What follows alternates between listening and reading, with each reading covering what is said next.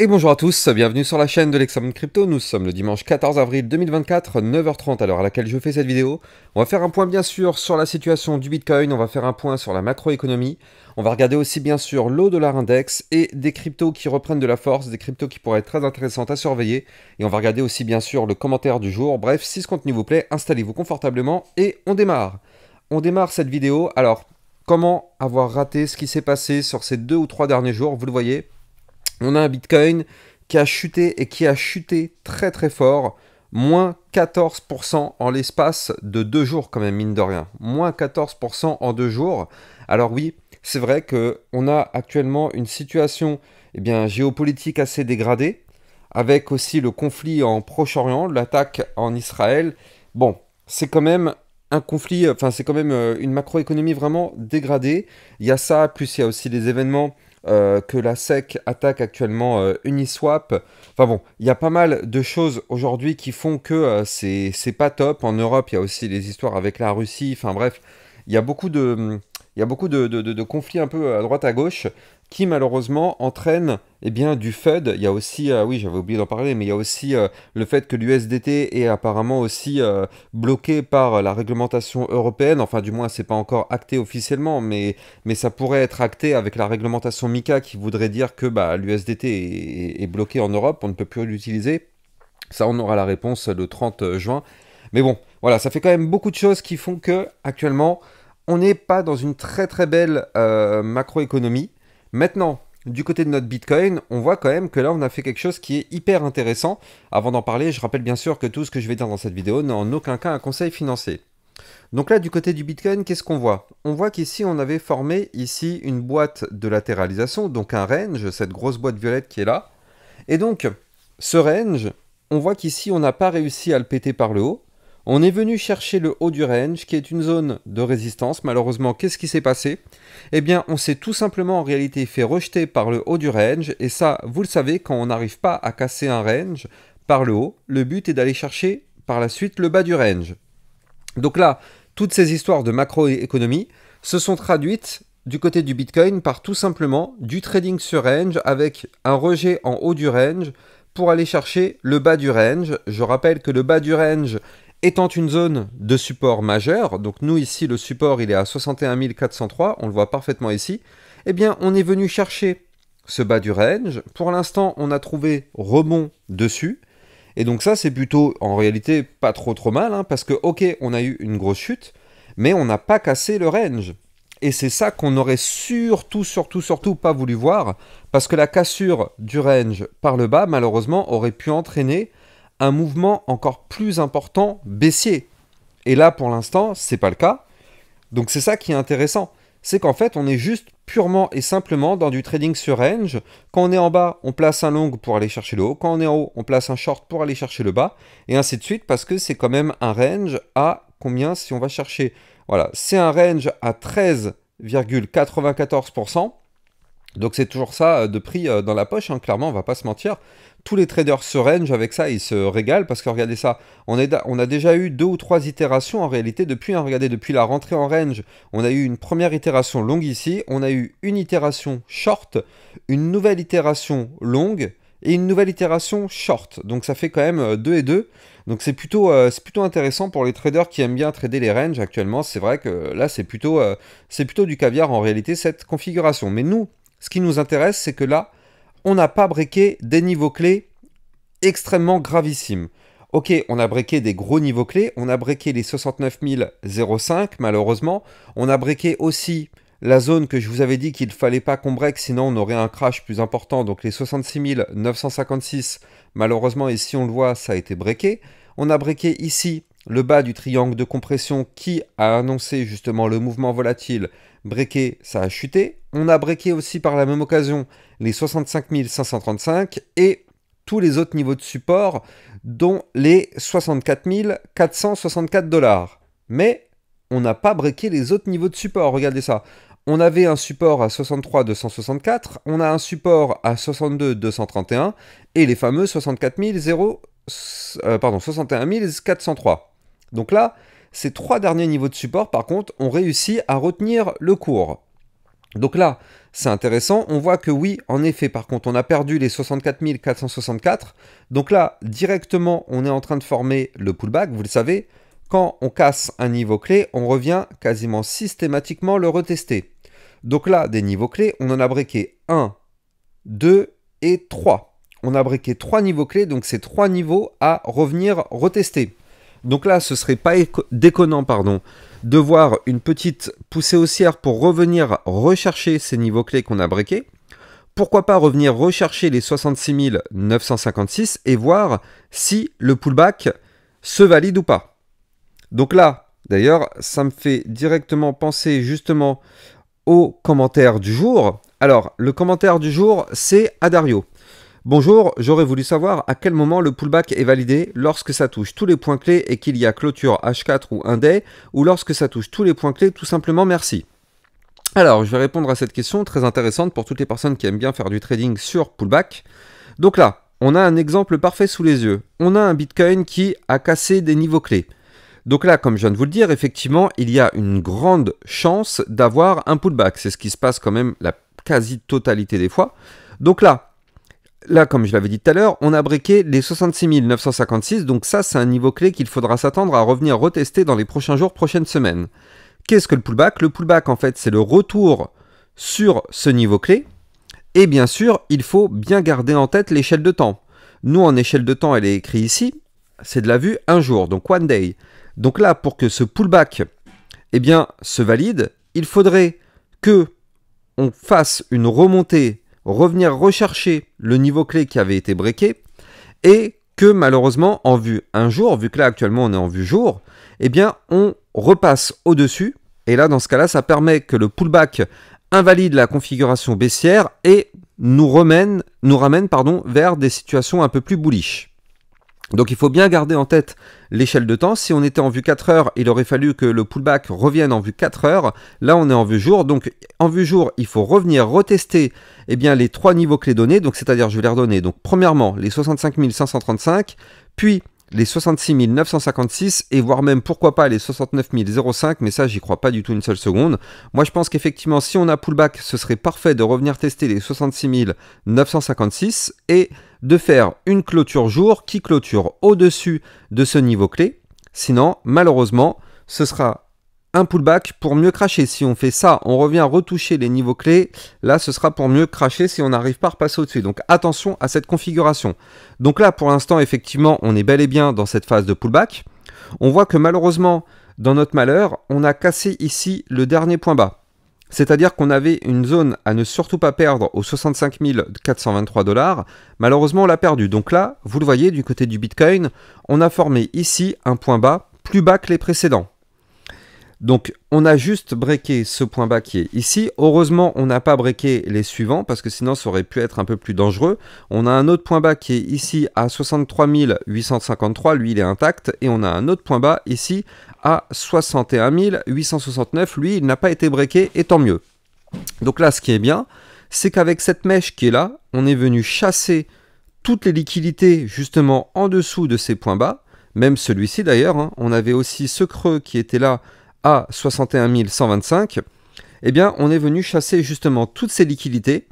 Et là, au final, ça a parfaitement tenu. Donc, c'est plutôt bon signe pour justement avoir, pourquoi pas, une petite remontada lors de ce pullback. Alors, bien sûr, encore une fois, ça va beaucoup jouer par rapport, justement, à la macroéconomie. Hein. Tout à l'heure, comme je vous l'avais montré, les conflits qu'il y a actuellement au niveau de la Russie, les conflits en Israël. Voilà, ça fait quand même beaucoup de choses qui sont très très lourdes actuellement pour le secteur financier. Donc voilà, si demain on apprend qu'effectivement il y a une escalade en Proche-Orient, effectivement il faudra vraiment se méfier parce que ça aussi aura forcément des impacts négatifs sur les marchés financiers et bien sûr sur notre Bitcoin. Mais pour l'instant, si on part de l'hypothèse où là pour l'instant ça se calme, nous notre Bitcoin pourrait avoir cette configuration en pullback qui pourrait le ramener un petit peu plus haut. Donc là, intéressant à surveiller toute cette affaire. Maintenant, si on se met actuellement en vue 4 heures, c'est là où ça devient encore plus pertinent. Regardez ça. On est en train de faire une belle descente en escalier. On va pas se mentir, la configuration est quand même propre. Regardez ça. Ici, on avait formé une boîte de latéralisation, donc cette boîte violette qui est là. On l'a breaké ici par le bas. Qu'est-ce qui se passe? Première chute. on latéralise. Deuxième chute, on commence à latéraliser. Donc là, je rappelle la règle, hein, par contre, attention, tant que on est dans une configuration baissière, et nous c'est le cas parfaitement ici, en formant des points bas de plus en plus bas et des points hauts de plus en plus bas. Donc là, ici, on est dans une belle configuration baissière. Donc je rappelle que dans les configurations baissières, en général, les latéralisations après les chutes ont plus tendance à breaker par le bas, malheureusement. Donc là, ici, le Bitcoin avait fait une feinte. Vu que vous le voyez, on avait fait une latéralisation au-dessus du support. Hein. Regardez le trait jaune qui est là, c'est notre support. Donc on avait latéralisé au-dessus du support. Malheureusement, qu'est-ce qui s'est passé? Nouvelle chute, tac. Donc là, on va voir ce qui se passe actuellement. On est en train de démarrer une première petite phase de consolidation. Donc je vais vous la dessiner ici, cette phase de consolidation. Hop là, voilà, comme ça, exactement, parfait. Donc là, on a cette phase de consolidation avec un haut de range, c'est-à-dire ici à 64 868 $ et un bas de range qui se trouve ici à 63 432. Donc là, vous avez sous les yeux les deux niveaux à surveiller. Si on break l'un ou l'autre de ces deux niveaux, effectivement, on aura le prochain mouvement. C'est-à-dire que si on break par le haut ce range, eh bien, ça confirmerait la théorie que je vous avais expliquée tout à l'heure qu'on pourrait avoir le fameux pullback, c'est-à-dire revenir retester les 65 536 et revenir retester les 66 956. Ça, c'est ce qui pourrait se passer si en vue 4 heures, on arrive à clôturer au-dessus de ce range. Maintenant, attention, comme je l'ai dit tout à l'heure, vu que là, on est en configuration baissière en vue 4 heures, attention parce que les ranges ont tendance à être breakés par le bas. Donc là, je vous donne quand même le niveau clé. Donc le niveau clé, il est ici à 63 453 $. Si on break ce niveau clé, attention, ce serait pour revenir chuter les 63 264, puis 62 231 et revenir une nouvelle fois retester les 61 403 $. Donc là, pour l'instant, il faut bien comprendre que du côté de notre Bitcoin, on est dans une structure baissière et il n'y a pour le moment strictement aucune structure de retournement haussier. Attention à ça. On n'a pas de structure de retournement à la hausse là. Alors, hormis le pullback qui est notre espoir, mais rien ne nous indique qu'on pourrait avoir une remontée. C'est extrêmement important de bien comprendre ça parce que là, ce qu'on est en train de voir tout simplement, c'est que en réalité, si on regarde juste au niveau des courbes, et si jamais on n'arrive pas à sortir de ce range, on n'aura pas le pullback, donc ça favoriserait malheureusement une nouvelle poussée baissière. Là, les bulls pour l'instant, ils ont complètement perdu le momentum MACD, donc là, clairement, eh bien, c'est les bears qui sont parfaitement dans le contrôle. Nous, ce qui est hyper intéressant tout de même, c'est de regarder en vue hebdomadaire notre RSI qui tombe. Alors, il tombe, mais malheureusement, il tombe pas très très fort. Hein. On est au niveau du RSI à 70 en vue long terme. Donc ça reste encore une nouvelle fois trop haut. C'est pas possible d'avoir un bull run avec un RSI aussi élevé. Si on a un bull run, eh bien, on doit avoir un RSI qui démarre par exemple aux alentours des 50, ce serait quand même très très bien, voire même pourquoi pas encore plus bas. Hein. Pourquoi pas encore plus bas, ce serait encore mieux même. Mais là, on est quand même à 70, donc on est clairement dans une zone de surachat en vue long terme, c'est pas bon. Alors, en vue jour, par contre, ça c'est bien, parce qu'en vue jour, notre RSI, il a quand même pas mal chuté. C'est vrai que j'ai oublié de le mentionner tout à l'heure.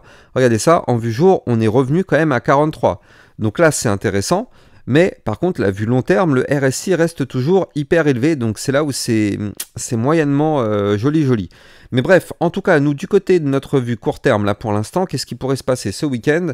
Eh bien là, voilà. Là, on a vraiment le pattern qui est là sous nos yeux. On a ce range. On va surveiller ça parce que effectivement, vous le savez, le dimanche soir, il y a la clôture hebdomadaire. Hein. Bon, ça, je vous l'apprends pas à 2 h du matin. Et donc, en général, aux alentours de 23 h, minuit, ça commence à s'agiter un petit peu. Et donc là, on va voir comment ça va se passer, hein, vu que là on est dimanche, il y a très peu de volatilité.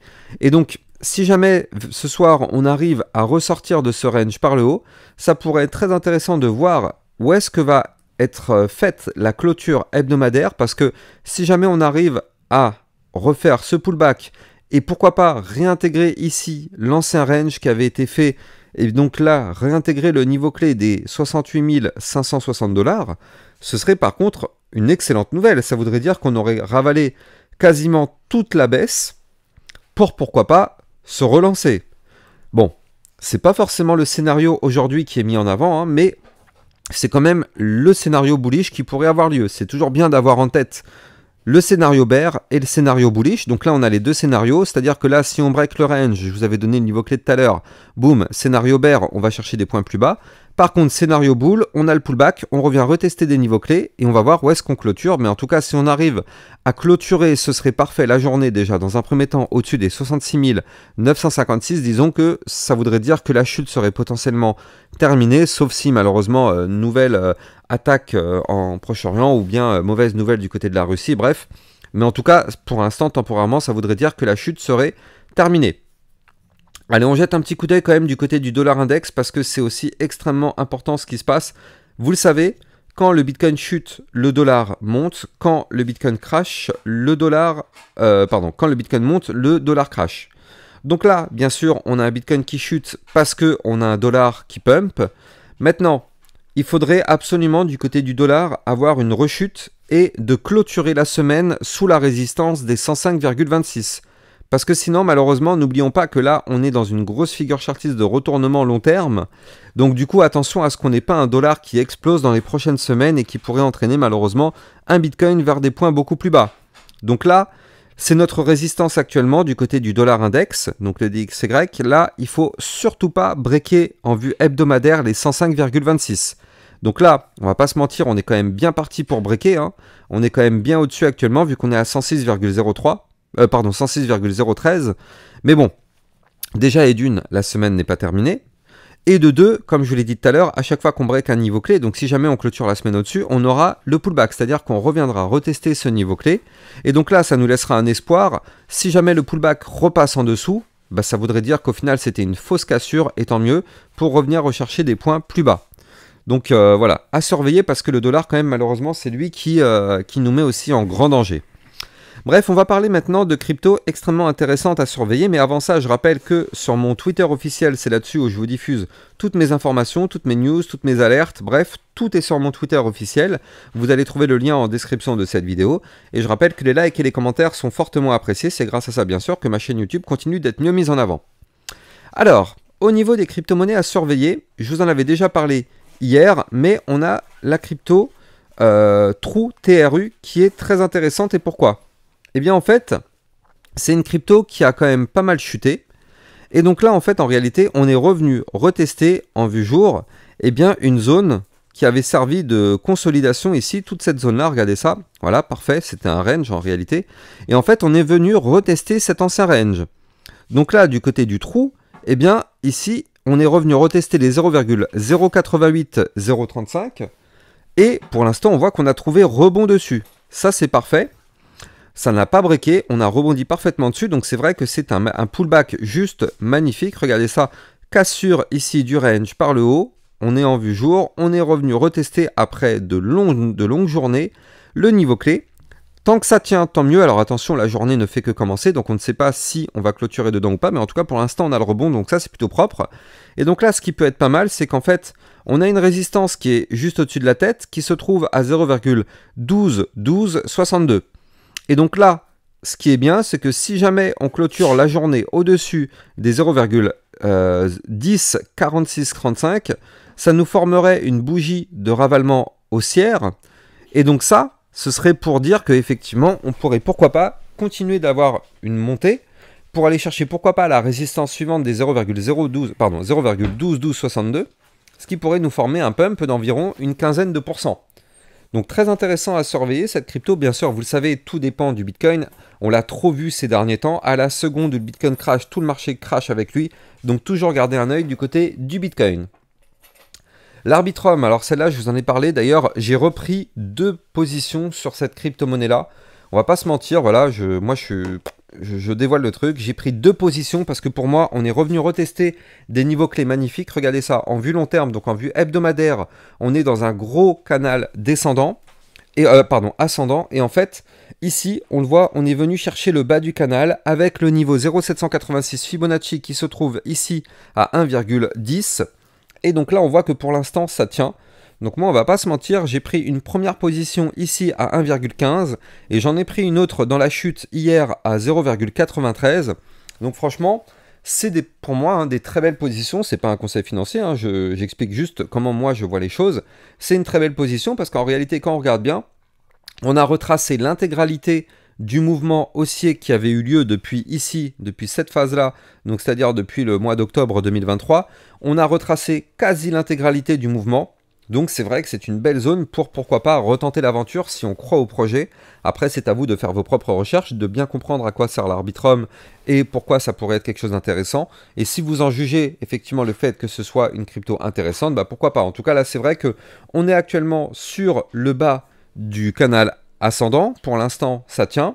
Donc, avec un joli niveau de support 0,786 Fibonacci à 1 dollar, combien à 1,096 $. Donc ouais, c'est vrai que c'est du solide. C'est du solide, donc là, attention à ce que le Bitcoin ne chute pas plus que ça, mais du côté de l'Arbitrum, de toute façon, je vous en avais déjà parlé, je vous avais dit que j'avais déjà pris une position, et bien là, en réalité, je recharge, j'avoue, sur cette crypto-monnaie-là. Maintenant, crypto intéressante, c'est la crypto AGIX. Donc là, on parle d'intelligence artificielle. Je rappelle au passage que si vous voulez trader toutes ces crypto-monnaies-là, vous allez trouver en description de cette vidéo mon lien de parrainage Binance qui vous permet d'obtenir un bonus de 10% à vie sur vos frais de trading. Et Binance étant une plateforme enregistrée PSAN, donc validée par l'AMF, il n'y a pas de risque de blocage ni de fermeture de la plateforme.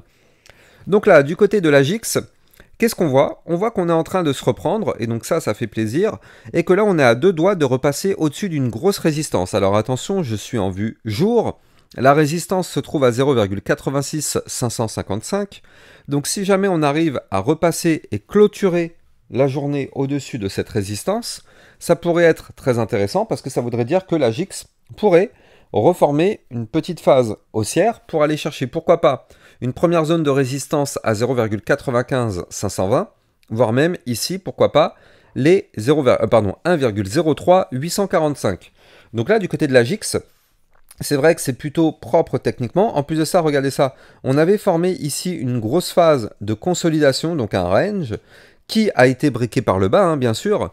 Et donc là, on pourrait revenir, si on considère que c'est un pullback, eh bien revenir rechercher ici le bas de l'ancien range à 0,98295. Donc ce qui voudrait pourquoi pas signifier que notre crypto AGIX pourrait connaître un potentiel mouvement d'environ 18%, mais ça aura lieu uniquement si on arrive à breaker en vue jour la résistance majeure qui est ici, je rappelle, à 0,86555. Donc effectivement, AGIX a surveillé de très très près. On est en vue jour, donc ne soyons pas pressés. Vous le savez, je vous ai déjà fait une vidéo formation de la vue jour. Ça peut prendre plusieurs jours à plusieurs semaines pour se valider.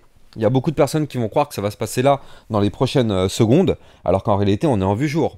Extrêmement important de bien comprendre les échelles de temps. Alors, on va terminer sur la crypto Fetch. Donc Fetch aussi domaine de l'intelligence artificielle. Techniquement parlant, celle-là c'est juste magnifique. On va pas se mentir, on a eu un mouvement haussier qui a démarré ici en mars 2023, le 6 mars 2023, pardon. 2024, merci, je dis des bêtises. Le 6 mars 2024, on a entamé ici un mouvement haussier. Donc là, on était actuellement sur un niveau clé qui se trouvait à 1,7232. On a amorcé ce mouvement haussier et on a eu un pump d'environ, combien si on va chercher le dernier plus haut, de 101%. 101% depuis le 6 mars 2024. Et là, qu'est-ce qui s'est passé ces derniers jours? Donc, on a breaké un premier niveau clé ici, cette ligne de tendance haussière, qui nous a entraîné malheureusement vers le bas. En plus de ça, regardez, hein, comment c'est propre techniquement, regardez ça. Ici, on a rebondi dessus, rebondi, ici on a cassé, tac. Le 9 avril 2024, on a eu le break. Vous le voyez, on a clôturé une journée sous la ligne de tendance. Qu'est-ce qui s'est passé derrière? On a eu le pullback, on est revenu retester le lendemain la ligne. On n'a pas réussi à repasser au-dessus. Donc ça, je vous l'ai expliqué tout à l'heure. Pullback non validé, boum, on crash. On crash, on a breaké un niveau clé ici du bas du range à 2,3406. On a breaké la moyenne mobile 50 périodes à 2,3023. Et donc là, on a chuté et on a trouvé rebond, bah justement, où ça? Sur le début du mouvement haussier qu'on a connu. C'est-à-dire que là, on a retracé 100% du mouvement haussier. On était ici, on était sur ce niveau clé et les 1,7250, on est revenu retester quoi? Les 1,7250. Donc là, sur le Fetch, 100% du mouvement haussier a été ravalé à la baisse. Donc là, on est revenu retester des zones magnifique hein, de rechargement pour du long. Normalement, les belles zones, c'est entre le 0,618 et le 0,786. Bah là, on a été chercher le 100% de retracement. C'est quand même rare, ce genre de choses. Et donc là, qu'est-ce qu'on voit? Bah bien sûr, hein, on voit que ça a été racheté par pas mal de monde. Et donc là, pour l'instant, on cherche à faire aujourd'hui une bougie de ravalement haussier. Donc, est-ce qu'on va réussir à clôturer la journée au-dessus des 2,1427? Eh bien, ce sera un suspense. Hein. Là, on est en vue jour, donc il faut absolument que ce soit une clôture jour au-dessus. Et si jamais on arrive à faire ça, on pourrait former le pullback pour revenir retester ici les 2,3406 qui correspondaient, je le rappelle, au bas du range qui avait été breaké. Et donc, si on arrive à faire une réintégration dans le range en venant du bas, eh bien ça, je rappelle, hein, dans tous les livres de trading, c'est ce que vous allez apprendre. Le but est d'aller chercher le haut du pattern. Donc nous, c'est un pattern quand même à plus 31%. Donc ça voudrait pourquoi pas vouloir dire qu'on pourrait remonter pour aller chercher pourquoi pas les 3,0807. Donc affaire à surveiller de très très près. En tout cas, on va surveiller ça sur ma chaîne YouTube. Vous le savez, sur mon Twitter, je vous diffuse un maximum d'informations sur les crypto-monnaies. N'hésitez pas, vous allez trouver le lien en description de cette vidéo. Et donc, j'ai plus qu'à vous souhaiter maintenant une excellente journée. Je vous dis très sûrement à ce midi, voire même à ce soir pour une prochaine vidéo pour faire le point avant la clôture. Passez une excellente journée. Ciao, ciao!